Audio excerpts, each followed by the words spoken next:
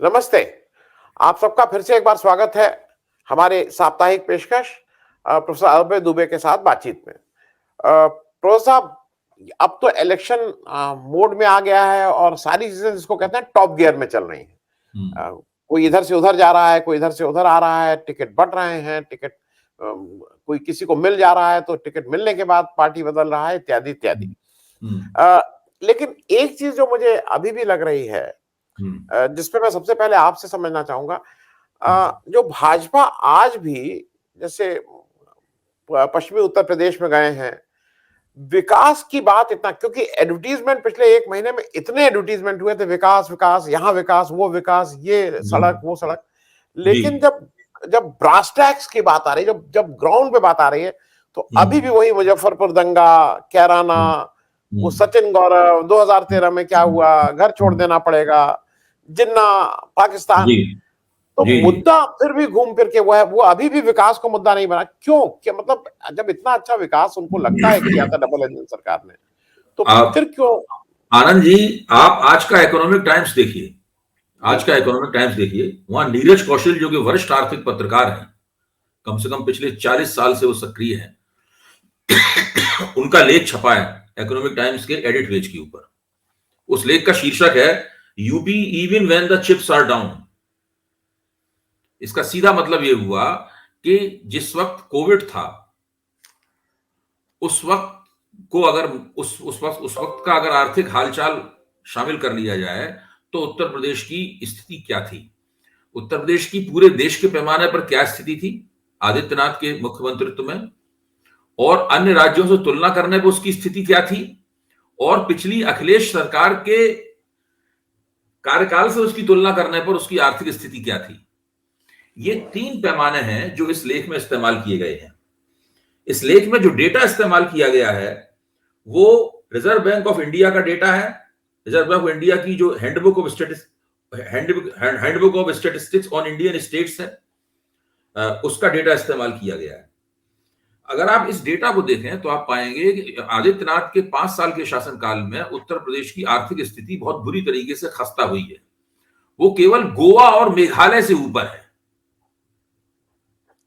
आप अंदाज लगाइए, उत्तर प्रदेश की आर्थिक स्थिति यह है कि वो केवल गोवा और मेघालय से ऊपर है। इन्वेस्टमेंट की हालत बहुत बुरी है, और इनके विज्ञापनों में जो दावा किया गया है उनकी आप असलियत देखिए। उस असलियत का भी इसमें पर्दाफाश किया गया है। इन्होंने ये दावा किया है कि उत्तर प्रदेश में पहले 4 साल में उत्तर प्रदेश की अर्थव्यवस्था का आकार दोगुना हो गया है। तो नीरज कौशल कहती हैं कि ये सफेद झूठ है। अगर पहले 4 साल में उत्तर प्रदेश की अर्थव्यवस्था का आकार दोगुना होता तो उसका मतलब है उसकी अर्थव्यवस्था में 36% की ग्रोथ होनी चाहिए थी। 36% की ग्रोथ होनी चाहिए थी, जबकि उस पूरे जमाने में पूरे हिंदुस्तान की अर्थव्यवस्था 7.3% सिकुड़ गई। जिस वक्त पूरे देश की अर्थव्यवस्था 7.3% सिकुड़ रही थी, क्या कोई कल्पना कर सकता है कि उत्तर प्रदेश की अर्थव्यवस्था उस वक्त 36% की रफ्तार से ग्रो कर रही हो? तो इस तरह के सफेद झूठ इनके बड़े बड़े विज्ञापनों में बोले गए हैं। उत्तर प्रदेश की, अब आप अखिलेश यादव की सरकार से तुलना कीजिए। मैं ये नहीं कह रहा हूं अखिलेश यादव की सरकार में उत्तर प्रदेश की अर्थव्यवस्था में 4 चांद लग गए, लेकिन अगर आप अखिलेश यादव की सरकार से भी तुलना करें तो अखिलेश यादव की सरकार में उत्तर प्रदेश 7% की दर से बढ़ा, जबकि आदित्यनाथ की सरकार में उत्तर प्रदेश केवल 5% की दर से आगे बढ़ा। जी। इसी तरीके से एक्सप्रेसवे स्टेट के तौर पे इसका प्रचार किया जा रहा है। जी। उत्तर प्रदेश का प्रचार एक्सप्रेसवे स्टेट के तौर पे किया जा रहा है। तो सवाल यह है कि जो एक्सप्रेसवे बनाए जाते हैं वो किस लिए बनाए जाते हैं? इसलिए बनाए जाते हैं कि हम लोग अपनी अपनी कारें उसके ऊपर तेज रफ्तार से दौड़ाएं, या इसलिए भी बनाए जाते हैं कि उन एक्सप्रेसवे पे चलता हुआ उत्तर प्रदेश में निवेश भी पहुंचे? तो आज स्थिति यह है कि बेरोजगारी, महंगाई, आर्थिक विकास, किसी भी पैमाने पर आदित्यनाथ की सरकार कहीं नहीं ठहरती। वो हिंदुस्तान के बहुत छोटे छोटे 2 राज्यों से ही केवल ऊपर है। दूसरे राज्यों से तो उसकी तुलना भी नहीं की जा सकती। ये दरअसल एक हिंदुत्ववादी रिलीजियस एजेंडा लेकर इन्होंने अपनी पूरी सरकार चलाई। और इसीलिए इनकी चुनावी मुहिम में, विज्ञापनों को तो छोड़ दीजिए, चुनावी मुहिम में विकास का कोई शब्द नहीं बोलता है, विकास की कोई चर्चा नहीं की जाती है। ये सिर्फ सांप्रदायिकता की चर्चा कर रहे हैं। जैसे ही चुनाव नजदीक आया वैसे ही उन्होंने अखिलेश यादव के अब्बा जान की चर्चा करनी शुरू कर दी। 80 और 20 की चर्चा कर रहे हैं, केवल यही चर्चा कर रहे हैं। उत्तर प्रदेश का कोई विकास किया ही नहीं। जब विकास ही नहीं किया तो फिर उसकी चर्चा क्या करेंगे? जी, मैं एक चीज और इससे, क्योंकि मैं दर्शकों को भी बता दूं, जैसा प्रोफेसर दुबे ने बताया कि हमारी हम उत्तर प्रदेश पीछे तो है ही, और गोवा और मेघालय से थोड़ा बेटर है, लेकिन गोवा की पर कैपिटा जीडीपी हिंदुस्तान में सबसे ज्यादा है। तो उन्होंने ग्रोथ, विकास की दर तो उनकी कम हुई है, हमसे भी कम, लेकिन वो पहले से ही हमसे बहुत आगे हैं जहां तक उनके पर व्यक्ति पर कैपिटा जीडीपी की बात है। मैं एक और मूल बिल्कुल ठेठ चुनावी प्रश्न, इस बार जैसे मैनिफेस्टो की इंतजार हो रहा है, अखिलेश यादव कह रहे हैं कि जब मैनिफेस्टो बीजेपी रिलीज करेगी उसके बाद मैं रिलीज करूंगा, लेकिन मुझे ऐसा लगता है कि बीजेपी को तो 2017 के मैनिफेस्टो के हिसाब से वोट मांगना चाहिए। भैया 2017 में हमने ये कहा था, अब हम यहाँ हैं, क्योंकि अब उनको अगला वादा करने की, ये अगला वादा तो अखिलेश यादव करेंगे, इनका तो रिपोर्ट कार्ड होना चाहिए। तो इस पे भी, क्योंकि 2017 की कोई बात ही नहीं कर रहा है कि उन्होंने क्या कहा था। जैसे ही ये इस बार अपना घोषणा पत्र जारी करेंगे, पिछले कार्यक्रम में भी आपने चर्चा की थी, वैसे ही इनके 2017 के घोषणा पत्र के साथ में उसकी तुलना करनी शुरू हो जाएगी। इनके संकोच और देरदार हो रही है, उसका ये भी कारण है, और आपने इस बात को पहले ही पिछले कार्यक्रम में भी चिन्हित कर दिया था। तो मैं ये मानता हूं कि आदित्यनाथ की सरकार के पास कुछ भी कहने के लिए नहीं है, कोई भी दावा करने के लिए नहीं है। इनकी कुछ योजनाएं जो चली भी हैं, बहुत देरदार से शुरू हुई हैं, अधूरी पड़ी हुई हैं। बस हमने मंदिर बनाया, हमने ये किया, वो किया, 80 और 20, और अखिलेश यादव के जमाने में कानून व्यवस्था खराब थी, अपराध के गर्त में था, इस तरह की बातें ये लोग करते हैं। और मुझे नहीं लगता कि इनकी ये सब बातें किसी तरीके से वोटरों के ऊपर कोई असर डालेंगी। वोटरों को जो तय करना है वो वोटर मोटे तौर पर तय कर चुके।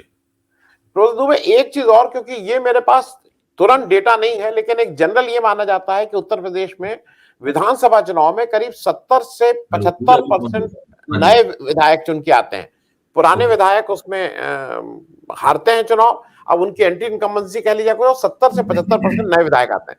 और इसीलिए इस बार ऐसी उम्मीद थी, जैसा कहा जा रहा था बीजेपी के कई सूत्रों से, कि 45 से 50% तक इनके टिकट कटने की उम्मीद थी। लोग कह रहे थे कि 120 से लेके 150 एमएलए के टिकट कटेंगे, लेकिन अभी ये देखा गया है कि 20% लोगों के टिकट कट रहे हैं। वो करीब 60-8 एमएलए को चेंज कर रहे हैं। तो क्या इनका एक ये भी दिक्कत हो गई कि लोग जब इनके पास से भागे हैं, इनको लग रहा है कि भाई अगर टिकट काटेंगे तो और अपनी स्थिति खराब होगी? क्यों इन्होंने टिकट, जो पहले था कि हम ज्यादा टिकट आपका अवलोकन ठीक है, पहले ये ज्यादा टिकट काटना चाहते थे, लेकिन जब इन्होंने देखा कि हमारी स्थिति अच्छी नहीं है, तब इन्होंने ये तय किया कि ज्यादा टिकट काटने से ज्यादा असंतोष बढ़ेगा। और अभी देखिए विधान परिषद के चुनाव हो रहे हैं। इन विधान परिषद के चुनावों को तो कायदे से विधानसभा के चुनाव के बाद होना चाहिए था। अगर भारतीय जनता पार्टी को ये विश्वास होता कि वो पहले की तरह से ही बहुत बड़े पैमाने पर 300 से ऊपर ज्यादा सीटें जीतेगी भारतीय जनता पार्टी, तो फिर वो उसके बाद चुनाव करा सकती थी। लेकिन चूंकि इस तरह का विश्वास, आत्मविश्वास नहीं है, इसीलिए पहले चुनाव कराया जा रहा है कि जो असंतुष्ट है उनको कुछ कुछ टिकट दे के उनको थोड़ा रोका जा सके। मूल रूप से तो यही है। जी जी जी, देखिए भाजपा की उत्तर प्रदेश में बहुत हालत खस्ता है, मैं ये मानता हूँ। मैं इसी से मैं ये भविष्यवाणी कर रहा हूँ कि भारतीय जनता पार्टी बुरी तरह चुनाव हार जाएगी, मैं ये नहीं कह रहा हूँ। मेरा वो तो ये भविष्यवाणी करने का अधिकार मुझे नहीं है। ये तो अधिकार पूरी तरह उत्तर प्रदेश के मतदाताओं का है कि वो तय करें कि चुनाव नतीजा क्या होगा। हमें उनका अधिकार, उत्तर प्रदेश के मतदाताओं के अधिकार के ऊपर पैर नहीं रखना चाहिए। लेकिन हम लोग समीक्षक हैं, और एक समीक्षक के तौर पर हम देखते हैं कि अगर पश्चिमी उत्तर प्रदेश जहां सबसे पहले चुनाव होगा, वहां पर भारतीय जनता पार्टी ने जो मुद्रा अख्तियार की है, जरा उस मुद्रा पर गौर कीजिए। अमित शाह ने एक कार्यक्रम पहले घोषित हुआ कि वो जाट समाज के नेताओं को संबोधित करेंगे। उसके बाद साहिब सिंह वर्मा के घर, प्रवेश वर्मा के बेटे प्रवेश वर्मा के घर पे एक कार्यक्रम आयोजित किया गया। इस कार्यक्रम में सारे बीजेपी वाले खुद ही थे, घरेलू किस्म का कार्यक्रम था। पगड़ियां बांधी गई, हाथ उठाए गए, बीजेपी वालों की तरफ से जाट समाज के नाम पर एक मांग पत्र पेश किया गया। इसके बारे में उन्होंने कह दिया कि हम सब मांगों के ऊपर विचार करेंगे और सब मांगे मान लेंगे। और सब ये, उसके बाद ये भी कह दिया गया कि हमारे दरवाजे अजयंत चौधरी के लिए खुले हुए हैं, और जयंत चौधरी ने उसका एक बहुत कड़ा जवाब भी दे दिया। आप इससे अंदाजा लगा सकते हैं कि उत्तर प्रदेश के पश्चिमी हिस्से में जहां भाजपा 2014, 2017, 2019 3 चुनाव दबा के जीत चुकी है। 2014 में जाट समाज ने भाजपा को 70% वोट दिया था। 2019 में उससे भी आगे बढ़कर 90% जाटों ने भाजपा को वोट दिया था। आज स्थिति यह है कि एक कोई जाट भाजपा के अपने पार्टी सदस्यों को छोड़कर कोई भारतीय जनता पार्टी का नाम लेवा वहां नहीं है, और जाटों में और मुसलमानों के बीच में जबरदस्त एकता हो गई है। जिन जिन टिकट बांटने के सवाल पे जिन जगह थोड़ा संतोष पैदा हुआ था, वहां भी जयंत चौधरी ने और अखिलेश ने दोनों ने संयुक्त हस्तक्षेप करके उस असंतोष का समाहार कर दिया है। तो पश्चिमी उत्तर प्रदेश में जो दिक्कत आ रही है गैर भाजपा शक्तियों के सामने, वो दिक्कत है बहुजन समाज पार्टी के हस्तक्षेप की। बहुजन समाज पार्टी ने जिस तरह से टिकट दिए हैं, उससे लड़ाई कहीं कहीं बिल्कुल सीधी न रहकर एक तीसरा ध्रुव भी पैदा हो गया है। तो उससे कितने गैर भाजपा वोट बर्बाद होंगे इसका भी अंदाजा नहीं लगाया सकता है, लेकिन कुछ बर्बादी होगी। उससे भारतीय जनता पार्टी को कुछ लाभ हो सकता है, अन्यथा भारतीय जनता पार्टी पश्चिमी उत्तर प्रदेश में काफी खराब हालत में है। अभी भी राजपूतों में, सैनियों में और एक सीमा तक गुर्जरों में भारतीय जनता पार्टी के समर्थक हैं। तो भारतीय जनता, ऐसे बात नहीं वोट में मिलेगा, भारतीय जनता पार्टी कड़ी टक्कर लेगी वहां पर, लेकिन ये 2017 वाली स्थिति नहीं है जहां पर पश्चिमी उत्तर प्रदेश ने एक तरफा फैसला दिया था। इसी तरह आप पूर्वी उत्तर प्रदेश की तरफ जाइए। पूर्वी उत्तर प्रदेश में मुझे जो खबर मिली है, मेरे लिहाज से तो वहां समाजवादी पार्टी की लहर चल रही है।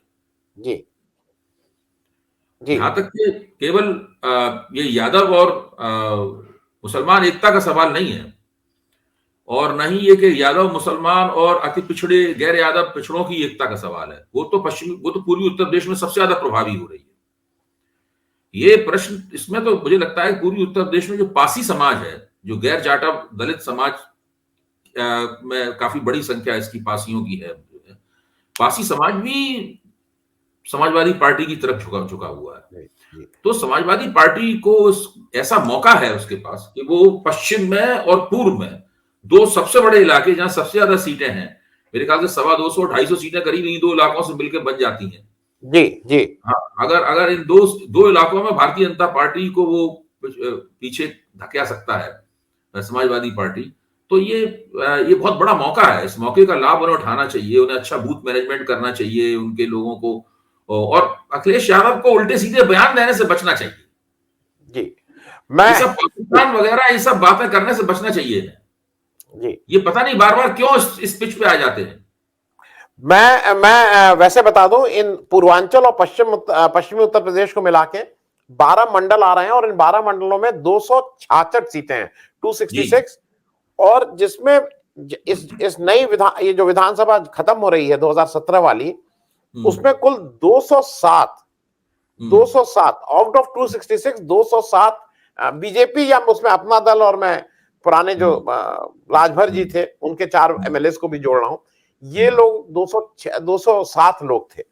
मैं एक प्रोफेसर दुबे एक और चीज इससे बात कर लूं, जो आपने कहा कि असल में अमित शाह की कोशिश ये थी कि एक जमाने में जो मुलायम सिंह यादव जी और चौधरी अजीत सिंह, ये उत्तर प्रदेश के 2 बड़े कद्दावर नेता थे जब जनता दल की पॉलिटिक्स थी, जब बैकवर्ड शुरू हुआ था, और ये दोनों लोग 2 ध्रुव पे थे, कॉम्पिटिटर थे एक दूसरे के। वो उस बात को कहीं, उस खाई को वो करने के लिए, गहरा करने के लिए वो कहीं ना कहीं कोशिश किए हैं, इसमें कहीं कोई दो राय नहीं है। लेकिन मैं एक चीज कहूंगा कि जिस तरह से अखिलेश यादव जी ने और जयंत चौधरी जी ने मैच्योरिटी दिखाई है, और खास करके जयंत चौधरी का जो एक स्टेटमेंट आया वो इतना पॉपुलर हुआ है, जैसे कहते हैं ना, इट्स अ बुल्स आई। उन्होंने कहा मैं चवन्नी नहीं हूं। तो अब नया नारा ये चल रहा है वेस्टर्न यूपी में कि जो जाट और ब्राह्मण बीजेपी को वोट देगा वो चवन्नी है। उन्होंने रात भर में एक नारा भी गढ़ दिया कि जो जाट और ब्राह्मण, मैं इसी पे पूछ रहा था, ब्राह्मणों को लेकिन टिकट खूब ज्यादा मिल रहे हैं पुराने उसके हिसाब से, इस बार ब्राह्मणों को बहुत तरजीह दी जा रही है और खूब टिकट दिए जा रहे हैं। तो आपको क्या लगता है कि इससे ब्राह्मण समाज क्या पूरी तरह से भाजपा में वापस लौट आएगा? नहीं, भाजपा ही टिकट नहीं दे रही है केवल ब्राह्मणों को तो चौतरफा फायदा है। हाँ, आप ये देखिए ना, जब तक ब्राह्मण अपने आप को सिर्फ भाजपा का वोटर मानते थे तो उन्हें केवल भाजपा की तरफ से वोट टिकट ज्यादा मिलते थे। जी आज तो स्थिति यह है कि जब ब्राह्मण मतदाताओं की छवि ये हो गई है कि भाजपा, जरूरी नहीं कि भाजपा को वोट दें, तो उस जी स्थिति का फायदा उठाने के लिए दूसरी पार्टियां भी ब्राह्मणों को ज्यादा, अगर आखिर में जब टिकट बंटवारा पूरा हो चुके तब हम लोगों को प्रतिशत निकालना चाहिए और पिछले चुनाव के प्रतिशत से उसकी तुलना करके देखना चाहिए।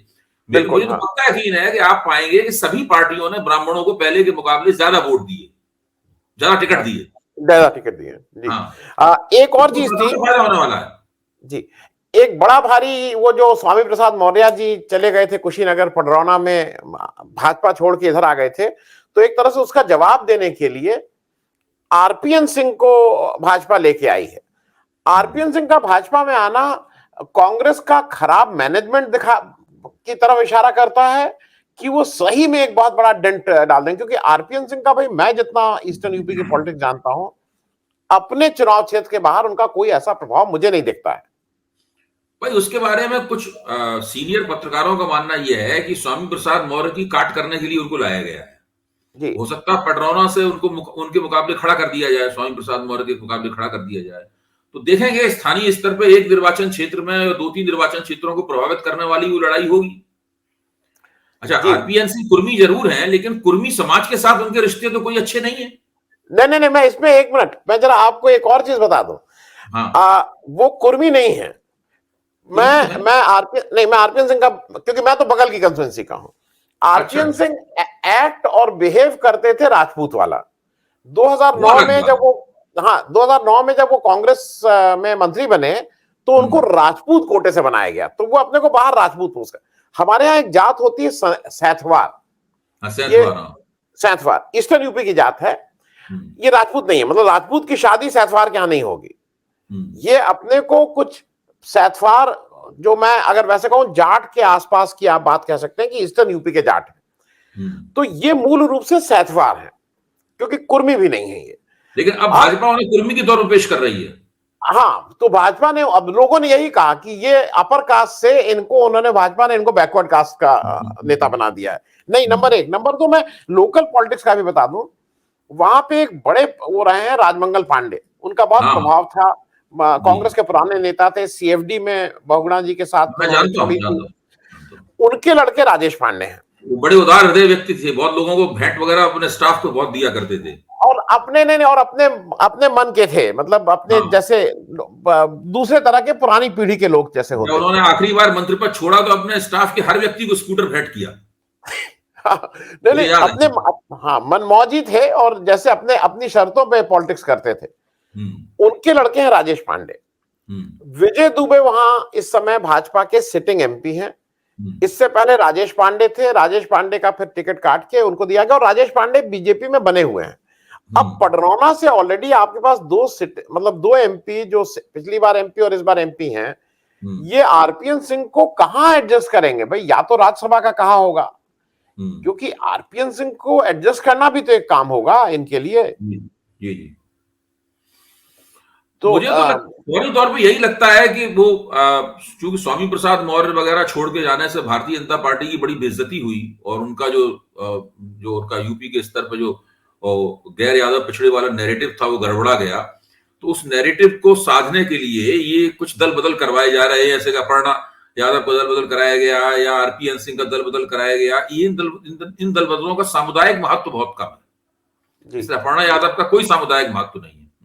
उसी तरह आरपीएन सिंह का सामुदायिक महत्व तो ये तो नहीं कहूंगा शून्य है, लेकिन सीमित है, बहुत ज्यादा जी जी सीमित जी होने के कारण ज्यादा से ज्यादा उन्हें एक स्वामी प्रसाद मौर्य के खिलाफ एक उम्मीदवार के तौर पर उनका इस्तेमाल किया जा सकता है। और मुझे लगता है स्वामी प्रसाद मौर्य के खिलाफ वो लड़े, स्वामी प्रसाद मौर्य उन्हें बहुत बुरी तरह चुनाव हराएंगे। जी। और मैं अपना, हम लोग पहले भी इस पे बात कर चुके हैं अपर्णा यादव जी पे।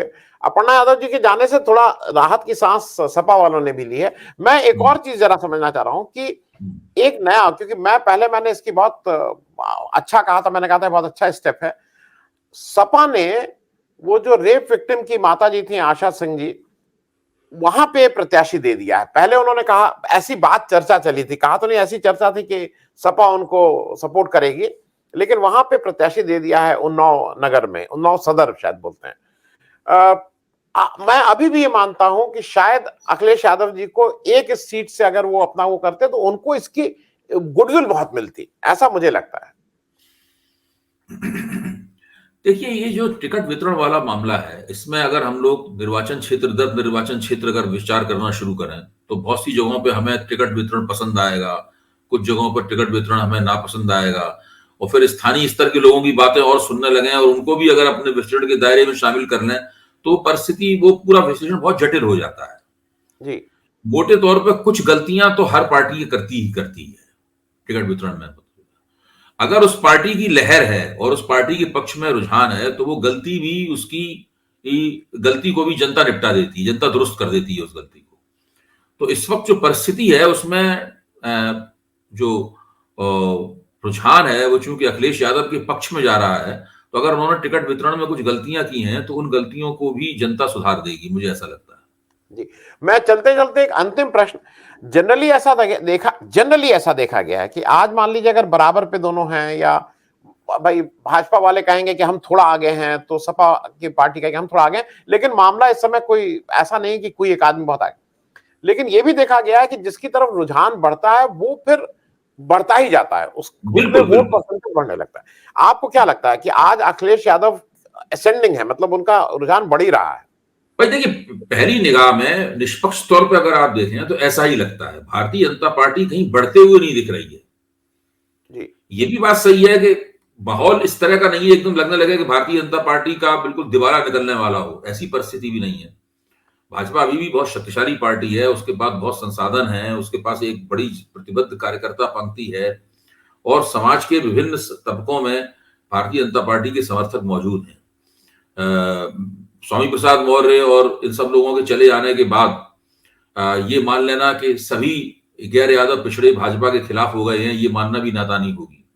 तो भारतीय जनता पार्टी को काफी वोट मिलेंगे, अच्छी सीटें प्राप्त होंगी और अखिलेश यादव को भाजपा को हराने के लिए विशेष प्रयास करने होंगे और जो पूरा रुझान बना है, इस रुझान को लगातार कायम करना होगा। 7 चरणों का चुनाव है, पहला चरण पश्चिमी उत्तर प्रदेश में होगा, उसके बाद चरण दर चरण संघर्ष होगा।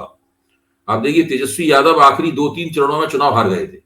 जी जी तो ये सब भी हो सकता है कि किसी चरण में आप आगे रहे लेकिन पता चला कि आगे जाके वो आप चुनाव हार गए। तो इन तमाम बातों को ध्यान में रखना होगा। बहुत बड़ी लड़ाई है, इस लड़ाई को हल्के ढंग से नहीं रहना चाहिए और जो लोग अति आत्मविश्वास के शिकार होंगे उनको उसका नुकसान होगा। जी बहुत बहुत धन्यवाद प्रोफेसर साहब ज्वाइन करने के लिए। थैंक यू सो मच, बहुत बहुत धन्यवाद।